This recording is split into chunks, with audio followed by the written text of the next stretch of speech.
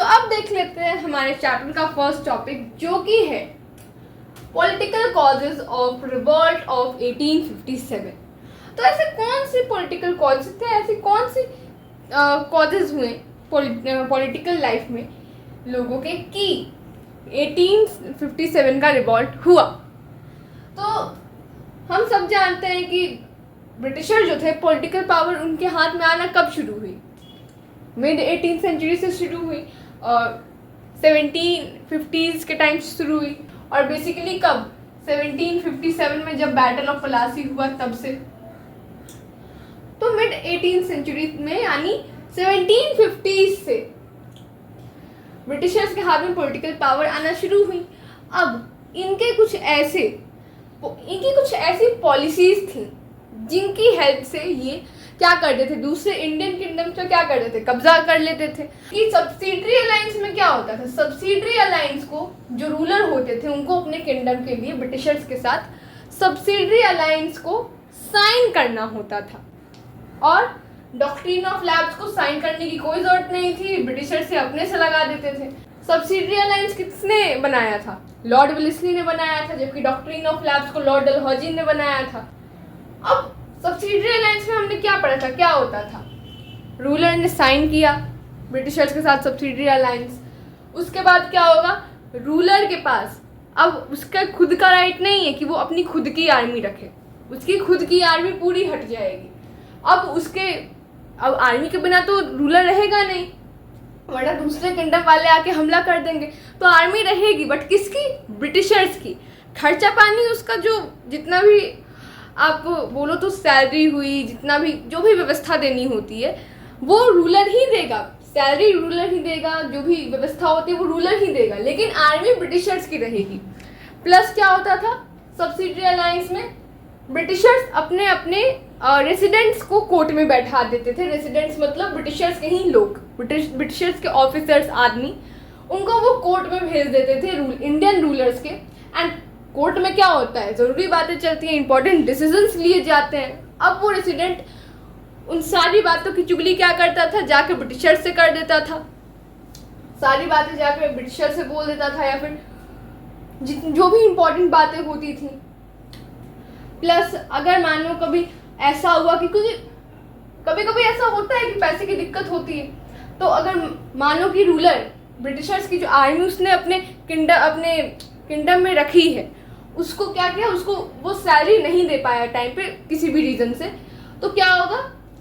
अगले बार उसको इंटरेस्ट के साथ पेमेंट करनी होगी, सब सैलरी देनी होगी, या फिर अगर वो नहीं दे पाया या तो और ज़्यादा पैसे लिए जाएंगे।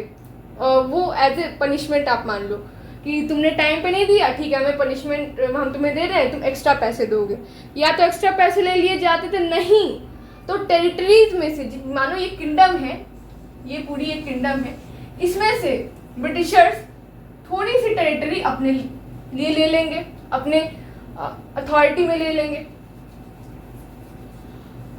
अगर मानो कभी रूलर को किसी अदर किंगडम वाले के साथ थोड़े रिलेशनशिप्स बनाने हैं, फ्रेंडशिप से हुआ है, फिर कैसे भी रिलेशनशिप, तो क्या होगा? उसको पहले ब्रिटिशर्स से परमिशन लेना होगा कि हम इस किंगडम वाले से रिलेशन बनाए या ना बनाए।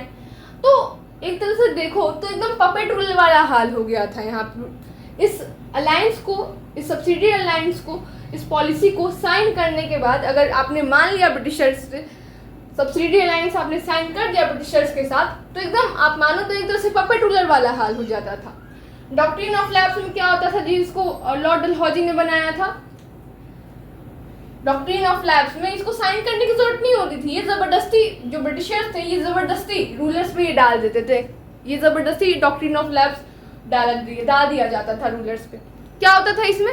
अगर कोई भी रूलर अपने खुद का ब्लड रिलेशन वाला, अपने खुद का, अगर उसकी डेथ हो गई, मानो रूलर की डेथ हो गई, मानो ये चिंटू लाल है, ये चिंटू लाल है और ये किसी भी किंगडम के क्या है, रूलर है।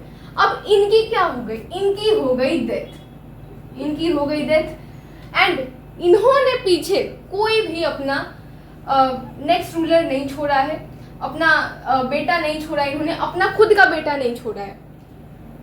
इसमें क्या होता था, अगर कोई रूलर, किसी रूलर की डेथ होगी बिना अपना खुद का बेटा छोड़े, ब्लड रिलेशन वाला बेटा छोड़े, तो वो किंगडम क्या होगा, वो ब्रिटिशर्स ले लेंगे। और अडॉप्टेड सन्स को अथॉरिटी नहीं दी जाती थी कि हाँ तुम जाओ और किंगडम पे रूल करो। अगर आपने अडॉप्टेड सन छोड़ा है सन के नाम पे तो आपको नहीं माना जाएगा, तब आपकी किंगडम को ले लिया जाएगा। तो ऐसे, तो इन सब रीजन से क्या हुआ, बहुत सारे जो किंगडम्स थे इंडिया के, इंडियन रूलर्स के, बहुत सारे रूलर्स के किंगडम्स उनसे छिन गए। अब इस वजह से कोई भी भाई दुखी होगा, वो दुखी हुए, उनको गुस्सा आया। बहुत सारे रूलर्स ने ये भी ट्राई किया कि चलो भाई एक बार बातचीत करके हम मसले को सुलझाने की कोशिश करते हैं, जो भी ये मैटर चल रहा है इसको थोड़ा सुलझाने की कोशिश करते हैं। बहुत लोगों ने, बहुत सारे रूलर्स ने ब्रिटिशर्स से नेगोशिएट करने की भी कोशिश की थी, बातचीत करने की भी कोशिश की थी, और लेकिन तब भी इन सब की जितनी भी प्लीज थी, प्लीज मतलब वो प्लीज वाला प्लीज मैं नहीं बोल रही हूँ, इस प्लीज का स्पेलिंग होता है PLE, ठीक है। इसको ऐसे सिंगुलर में इसको प्ली बोलते हैं और प्लूरल फॉर्म में इसको प्लीज बोलते हैं, ठीक है। इस प्लीज का मतलब होता है एक इम्पॉर्टेंट रिक्वेस्ट या फिर एक इम्पॉर्टेंट और इमोशनल रिक्वेस्ट। तो इन सब की जो प्लीज थी, जो इम्पॉर्टेंट और इमोशनल रिक्वेस्ट थी, इन सारे रिक्वेस्ट को ब्रिटिशर्स ने क्या किया, इग्नोर किया, नहीं सुना। अब और सिर्फ इतना ही नहीं, किंगडम तो लिया ही लिया, बहुत सारे जो रूलर्स थे अभी 1857 के रिवॉल्ट में, जो एक तरह से मानो तो बहुत अच्छे लीडर्स बन के आए थे सामने, उनके साथ देखो क्या क्या किया। अब जैसे नाना साहेब कानपुर में, अभी आगे आप पढ़ोगे सिविलियन रिबेलियन, आप जब पढ़ोगे तो उसमें मैं बताऊंगी। तो जो नाना साहेब थे वो कौन थे, वो पेशवा बाजीराव टू के अडॉप्टेड सन थे। वो बाजीराव मस्तानी वाले बाजीराव नहीं, वो बाजीराव 1 है। यहाँ पे मैं पेशवा बाजीराव 2 की बात कर रही हूँ, पेशवा बाजीराव 2, वो 1 पे फिल्म बनी है। तो जो नाना साहेब थे वो पेशवा बाजीराव 2 के अडॉप्टेड सन थे, अपने सन नहीं थे, अडॉप्टेड सन थे। एंड पेशवा बाजीराव क्या थे, वो बाद में, ऐसे तो वो पेशवा थे लेकिन बाद में वो ब्रिटिशर्स के पेंशनर बन गए थे, ब्रिटिशर्स उनको पेंशन देते थे। तो जब पेशवा बाजीराव 2 की डेथ हुई तो नाना साहब ने बोला कि भाई हमारे पापा की पेंशन हमें दे दी जाए, हमें क्यों नहीं मिल रही है पेंशन, क्योंकि ब्रिटिशर्स इनको पेंशन नहीं दे रहे थे। तो इनकी भाई पेंशन बंद कर दी, तो इन्होंने बोला भाई हमारी पेंशन बंद कर दी गई, ये अच्छी बात नहीं है। रानी लक्ष्मीबाई के साथ क्या हुआ, रानी लक्ष्मीबाई के जो हस्बैंड थे उनकी डेथ हो गई थी, एंड उन्होंने पीछे क्या किया था, अपना बेटा नहीं छोड़ा था किंगडम को रूल करने के लिए। ऐसे रानी लक्ष्मीबाई के उनका एक अपना बेटा हुआ था, रानी लक्ष्मीबाई के एक अपने बेटे थे, बट उनकी बाद में डेथ हो गई। तो इन्होंने क्या किया, इन्होंने एक बच्चे को अडॉप्ट कर लिया, एक। तो इनके जो अडॉप्टेड सन थे ये चाहते थे कि भले ही इनके हस्बैंड की डेथ हो गई है, इनका जो अपने बेटे थे उनकी भी डेथ हो गई है, तो ये चाहती थी कि इनके जो अडॉप्टेड सन हैं उनको क्या कर दिया जाए, उनको थ्रोन पर बैठने दिया जाए, उनको नेक्स्ट सक्सेसर मान लिया जाए। लेकिन ब्रिटिशर्स ये मानने को तैयार नहीं। क्यों? Doctrine of lapse. इनके जो हस्बैंड थे उन्होंने अपने पीछे अपना खुद का तो बेटा छोड़ा नहीं था सक्सेसर बनने के लिए, तो डॉक्ट्रिन ऑफ लैप्स के चलते रानी लक्ष्मीबाई के अडॉप्टेड सन को रूलर नहीं बनने दिया जा रहा था, तो इस वजह से ये गुस्सा थी। फिर 1856 में, 1857 की रिवॉल्ट के एक साल पहले देखो, कनेक्ट करो, 1857 में रिवॉल्ट हुआ, उसके एक साल पहले की घटना सुनो, अवध में क्या इन्होंने किया। तो 1856 में लॉर्ड डलहौजी, जो उस टाइम क्या थे, जो लॉर्ड डलहौजी थे वो क्या थे, ये चचा उस टाइम के हमारे इंडिया के गवर्नर जनरल थे। तो गवर्नर जनरल डलहौजी ने क्या किया, 1856 में अवध को अनेक्स कर लिया, इट मीन्स अपने कंट्रोल में ले लिया। एंड अवध के जो रूलर थे नवाब वजीद अली शाह, जो नवाब वजीद अली शाह थे वो ब्रिटिशर से बहुत लॉयल थे, लेकिन तब भी इनकी लॉयल्टी को नजरअंदाज करते हुए गवर्नर जनरल डलहौजी ने क्या किया, अवध को अनेक्स कर लिया। एंड ऐसा नहीं था कि इनको छोड़ दिया गया, इनको नहीं छोड़ा गया। नवाब वजीद अली शाह को इनके थ्रोन से डिपोज कर दिया गया, इट मीन्स इनके थ्रोन से हटा दिया गया, एंड फिर इनको एग्जाइल पे भेज दिया गया। इनको एग्जाइल का मतलब होता है कि किसी भी कंट्री से किसी भी इंसान को, एक रूलर को या फिर किसी भी इंसान को, रूलर कोई नहीं, सिर्फ किसी भी इंसान को उसके खुद के एरिया से, उसके खुद के होमलैंड से, उसकी खुद की कंट्री से बाहर निकाल देना। तो इनको क्या किया गया, एक तो इनको डिपोज कर दिया गया, इनको थ्रोन से हटा दिया गया, ऊपर से इनको इनके अवध से एग्जाइल कर दिया गया, एग्जाइल पे भेज दिया गया, निकाल दिया गया। अब जो सोल्जर्स थे, जो ब्रिटिशर्स की आर्मी में, जो ब्रिटिशर्स में के बंगाल की आर्मी में जो सोल्जर्स थे, उसमें से बहुत सारे सोल्जर्स, थोड़े मोड़े नहीं, बंगाल वाली आर्मी में ब्रिटिशर्स के बहुत सारे सोल्जर्स कहाँ के थे, अवध के ही थे। तो उन सोल्जर्स को लगा कि भाई ये तो धोखा हो रहा है हमारे साथ, ये तो हमारे अवध के जो रूलर हैं उनको हटा दिया गया, इनको तो भाई हमारे ना इनको हमारे रूलर की लॉयल्टी की फिक्र है, ना हमारी लॉयल्टी की फिक्र है, ये तो गलत बात है।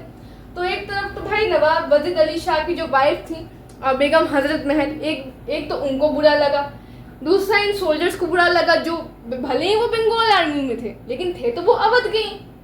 भले ही आपकी जॉब कहीं भी लग जाए लेकिन अपने होमलैंड से तो आप कनेक्टेड रहोगे। आपको जो इमोशन अपनी होमलैंड के लिए आएगा वो तो आपको जहाँ पे आप जॉब कर रहे हो उस जगह के लिए नहीं आ सकता है।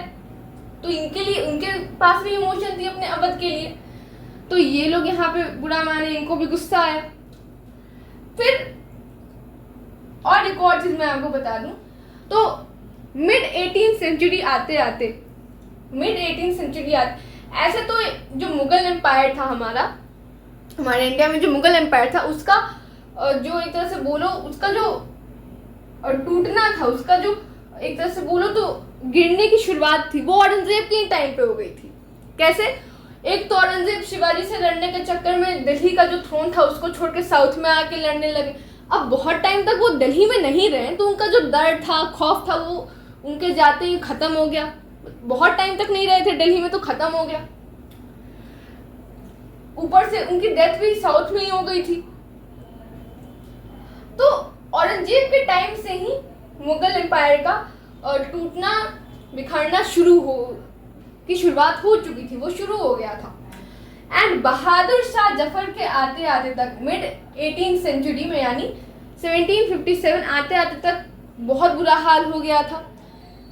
अभी जब मैं आपको बैटल ऑफ बक्सर पढ़ा रही थी तो मैंने क्या बताया था, शाह आलम II जो कि मुगल एम्पायर के क्या थे, एक एम्पायर थे। उस टाइम मुगल एम्पायर नहीं रहा था, वो मानो तो किंगडम हो गया था। एम्पायर वो बस नाम का रह गया था, एक्चुअली में वो एक किंगडम था छोटा सा, वो भी बड़ा नहीं छोटा सा।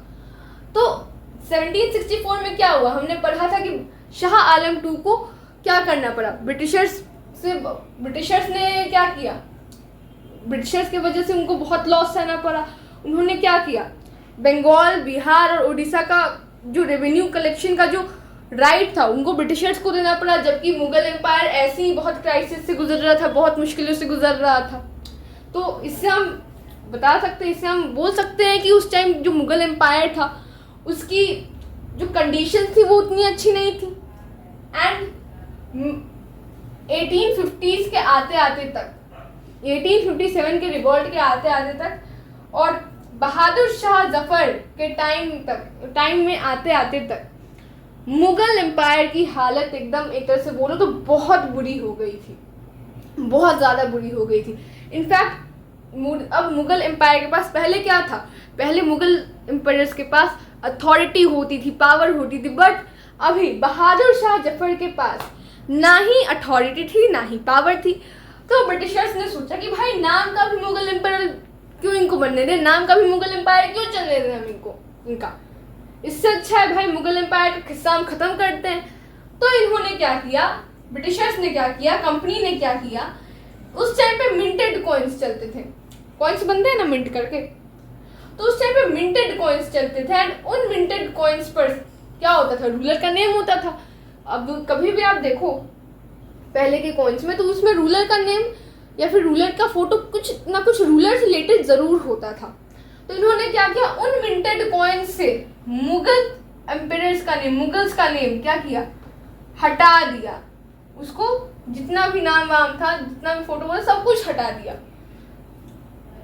और फिर से डलहौजी चाचा ने, हमारे गवर्नर जनरल डलहौजी ने क्या किया, क्या हुआ, उन्होंने बहादुर शाह जफर से बोला कि देखिए बहादुर शाह जफर, आप अभी मुगल एम्पायर हैं, ठीक है, हम आपको बनने दे रहे हैं। वैसे भी अब मुगल्स के पास ना अथॉरिटी बची है ना पावर बची है। आप एक काम करिए, आपकी जब डेथ हो जाएगी, तो अभी तो आप मजे से रेड फोर्ट में रह रहे हैं, उस टाइम पे बहादुर शाह जफर रेड फोर्ट में रहते थे।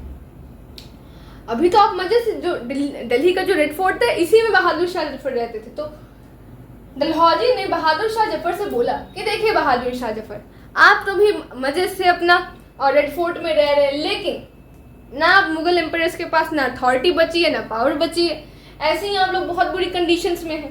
तो एक काम कीजिए, आपकी जब डेथ हो जाएगी तो आपके जो डिसेंडेंट्स होंगे, आपके जो वंशज होंगे, उनको रेड फोर्ट में नहीं रहने दिया जाएगा। उनको दिल्ली में किसी और सुटेबल जगह पे शिफ्ट होना होगा। इनको रेड फोर्ट में नहीं रहने दिया जाएगा। और यहाँ तक, और सिर्फ इतना ही नहीं, फिर दूसरे गवर्नर जनरल 1856 के टाइम पर, 1856 में क्या हुआ, जो दूसरे गवर्नर जनरल थे, अभी गवर्नर जनरल बदल गए थे, अब दूसरे गवर्नर जनरल